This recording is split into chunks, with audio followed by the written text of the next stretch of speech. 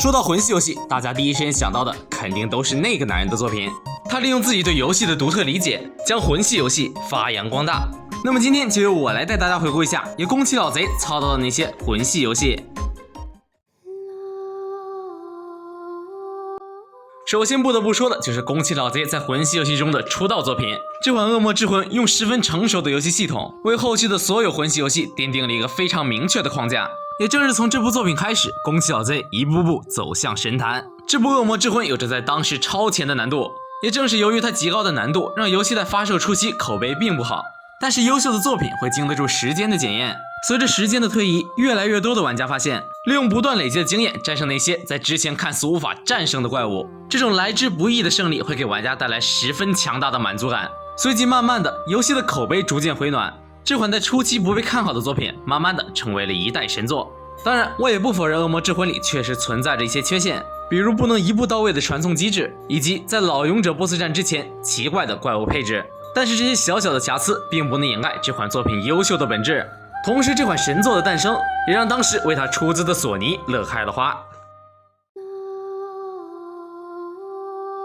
随着次世代主机的攻势全面展开， PS5 为玩家带来了一款谁都没有想到的护航大作，由蓝点精心重制的次世代版《恶魔之魂》为玩家带来了毫无改刀、原汁原味的圆满体验。当然，新加入的饰品也让游戏在某种程度上变得轻松了一些。本作虽然没有宫崎老贼打辅助，但是由于其内容本身还是100%原汁原味的《恶魔之魂》，再加上重置带来的次世代画面以及 4K 60帧的运行效果，让这款新瓶装旧酒的作品依旧能为玩家带来十分优秀的体验。并且作为独占的护航游戏，本作也为玩家展示了 PS5 以及它的手柄的强大性能，同时这是目前你能玩到的画面最好的魂系游戏。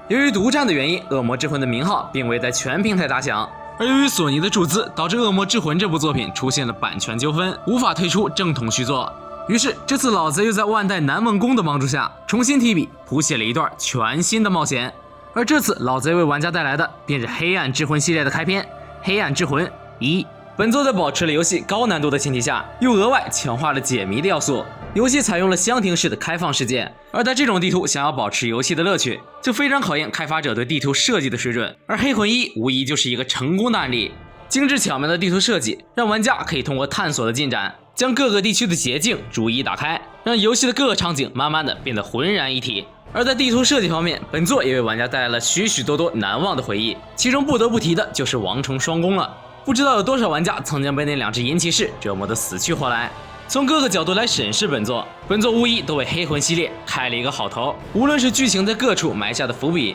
还是游戏的地图以及怪物的设计水准，都已经做到了在当时的同类游戏中十分不错的水准，并且在后续推出了整合了 DLC 的寿司版，以及强化了材质，并加入了60帧的高清重制版。高清化的材质加上更高的帧数，无疑让这款老游戏有了更好的体验。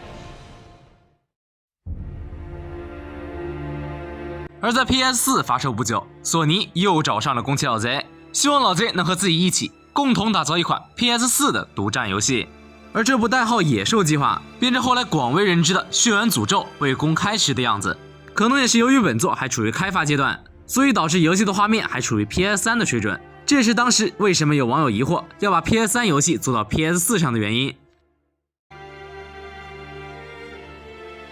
依托于 PS4 的强大机能以及索尼的强力技术支援，让《血缘诅咒》这款作品在保持着华丽画面的同时，也拥有着十分稳定的帧数。再加上宫崎老贼对魂系游戏近乎于完美的调教，让本作一经发售便大获好评。毕竟来自亚南村民的热情招待，是每个魂系玩家最乐意看到的场面。本作在游戏的风格上与黑魂系列完全不同，让玩家记住的不再是剑与魔法和赞美太阳，而是来自一位中世纪医生对克苏鲁风格生物的内脏暴击。本作的打击感相较于黑魂1有了很明显的提升，并且在怪物配置以及地图设计上有了更进一步的发展，让每个玩过本作的玩家都会对它赞叹不已。同时本作在后续也推出了扩展包老猎人，在提升游戏难度补全剧情的同时，也又为玩家带来了一个个令人难忘的强敌。这部风格迥异却又血统纯正的魂系作品，在 PS 技能潜力的帮助下，为玩家带来了更为灵动的战斗系统、更棒的打击感以及更灵活的敌人，再加上游戏十分不错的画面水平，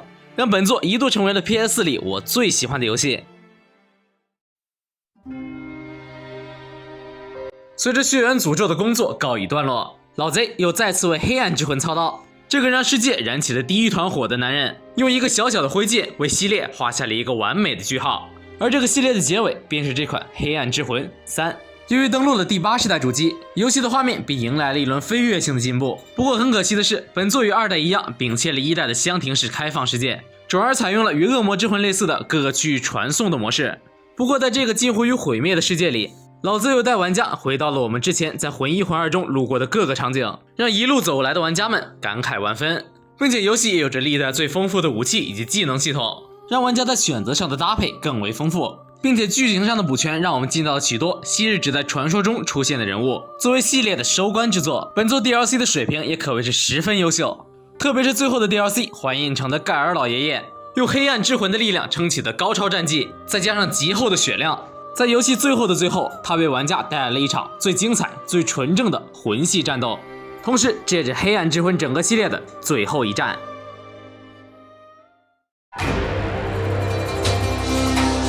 而在火熄灭之后，老贼便陷入沉寂，直到一个带着假肢拿着武士刀的日本忍者重新把他拉上神坛。而这部《只狼影视2度》也是让无数魂系玩家重燃热血的作品，并且本作与以往不同，相较于以前魂系游戏的慢节奏，《只狼》这部作品可谓是把对战节奏加快了不少。驾驶条的加入让游戏在一声声刀剑相撞的声音中逐渐调动起玩家的热血，并且是因为《只狼》战斗时的华丽观感，让本作也成为了少数破圈了的魂系游戏。在游戏中，玩家可以选择各种流派，配合忍一手的机关道具以及消耗道具，再加上华丽的忍术，让玩家在战斗中有着多样的选择。不过更灵活的移动以及进攻并不能让这款游戏的难度降低多少。宫崎老贼操刀的游戏怎么可能让它的难度变得如此简单呢？游戏中的各种怪物以及 BOSS 都有着十分优秀的 AI 以及战斗技巧，不熟悉他们战斗规律的玩家在他们眼里可能连小怪都不如。而宫崎老贼也给了玩家一次机会，配合着影视2度这个副标题，玩家在死亡后可以选择性的再复活一次，